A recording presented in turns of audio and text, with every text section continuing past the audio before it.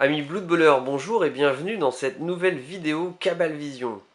Alors aujourd'hui, le sujet qui nous intéresse, c'est le fameux almanach Blood Bowl inaugural qui est sorti en fin d'année dernière. La question c'est de savoir est-ce que c'est utile ou pas de l'acheter selon vous. Donc je vais vous en faire un petit débrief rapide afin que vous vous fassiez votre idée. Première chose, son prix, il est à 40 euros.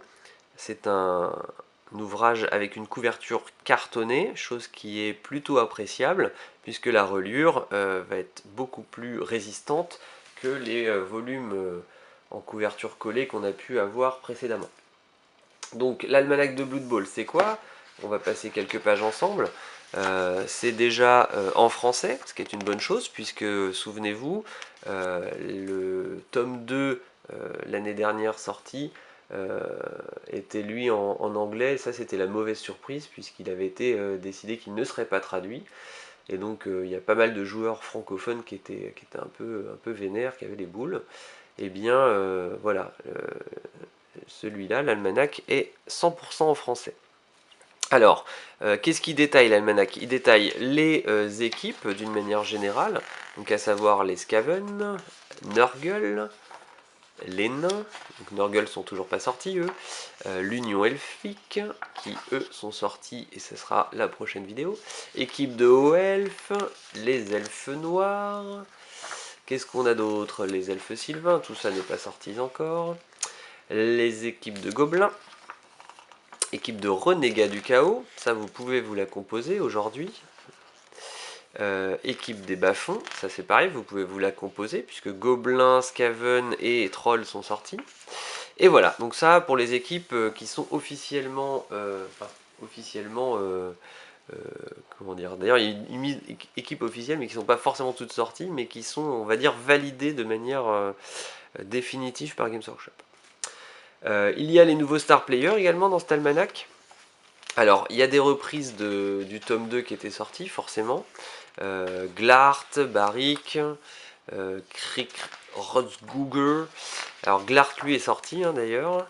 Orcon, enfin voilà, il y a pas mal de stars qui, on espère, vont arriver le plus vite possible. Helmut Wulf avec sa tronçonneuse. Bolgrot, ça serait cool. Scrapasso Red, qui est un gob. Enfin bref, il y a des choses assez sympas. Les règles de ligue officielles sont reprises complètement, en rajoutant celles qui avaient été rajoutées justement par le tome 2. Vous avez les règles de ligue optionnelles, donc ça c'est exactement ce que je viens de vous dire, avec les sponsoring, les règles sur les stades. Il y a des tableaux assez sympas avec des effets vraiment rigolos. Vous avez les arbitres célèbres.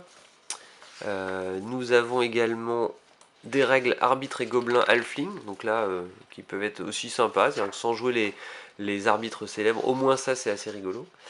Vous avez les règles de staff d'équipe qui sont reprises bien sûr, avec également les règles optionnelles de ballons, donc les différents ballons qui sont disponibles. Il y avait eu un article dans le White Dwarf de sortie, et bien là il est remis dans cet almanach. On vous explique les règles pour un match d'exhibition en vous proposant d'ailleurs tout un listing d'équipes à 2 millions. Les Bright Crusaders, les Auckland Raiders, enfin plein d'équipes à 2 millions avec des joueurs avec des profils mais de folie quoi. Donc ça peut être assez sympa. Moi je fais ça depuis quelques temps avec des amis, là on se fait des matchs à 2 millions et franchement on se marre. Donc c'est vraiment un truc assez intéressant. Alors pas forcément à 2 millions avec les équipes qui proposent, mais avec un budget de 2 millions, c'est complètement fou, vous avez plein de cartes, des star players, c'est vraiment chouette. Vous avez les règles optionnelles qui sont une variante de cartes spéciales, donc c'est-à-dire pour utiliser les cartes spéciales de différentes manières, avec des coups en points, des façons différentes de les piocher. J'avoue que le système de points est assez équilibré et sympa. C'est ce que j'utilise perso et qui est vraiment assez efficace. Continuons avec les compétences, toutes mises à jour et donc traduites pour celles qui avaient été rajoutées par le volume 2. Voilà, donc il y a pas mal de pages de compétences. Vous avez la FAQ officielle, donc également traduite en français, ça c'est plutôt pas mal. Donc des tableaux qui récapitulent les différentes équipes qui ont été détaillées plus avant dans le livre. Et vous avez enfin équipe légendaire, c'est-à-dire toutes les équipes qui manquent, qui ne sont pas sorties, qui n'étaient pas forcément disponibles dans le premier tome. Donc là, vous avez en plus une petite note du designer qui rappelle qu'il y a 3 types d'équipes, les super balèzes de base, les moyennes et les très faibles, qui rappellent déjà des choses qui sont utilisées par la communauté Blood Ballistic. Donc là, vous avez dans les équipes proposées Amazon, Nain du Chaos, Halfling, Khemri, Homme Lézard, et j'en passe, qui sont des équipes qu'on aimerait bien voir également faites par Games, hein, ça serait chouette.